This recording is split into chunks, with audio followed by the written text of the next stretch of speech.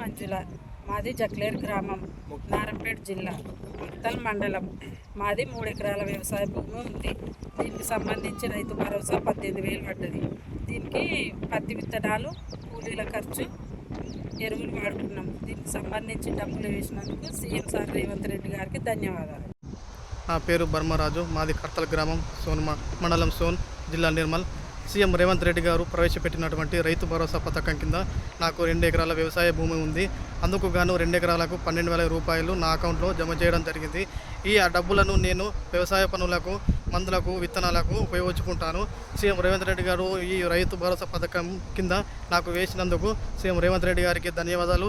సకాలంలో వేసినందుకు కూడా మరోసారి ధన్యవాదాలు తెలుపుతున్నాను. నా పేరు నవర్తి శ్రీనివాస్. నేను ఆలూరు గ్రామ విలేజ్ చెందిన వ్యక్తిని. మాది నిజామాబాద్ జిల్లా. రైతు వ్యవసాయ కుటుంబం ఇది. 2 ఎకరాల వ్యవసాయ భూమి ఉంది మాకు. ఈ వర్షాకాలంలో వ్యవసాయ పనుల నిమిత్తము నిన్న రైతు భరోసా డబ్బులు మాకు ఎకరానికి 6,000 చొప్పున 12,000 రూపాయలు మా ఖాతాలో జమ చేయబడినవి. ఇట్టి సహాయానికి మా ముఖ్యమంత్రి, కాంగ్రెస్ రాష్ట్ర ముఖ్యమంత్రి వర్యులు రేవంత్ రెడ్డి గారికి ధన్యవాదాలు తెలుపుతున్నాము.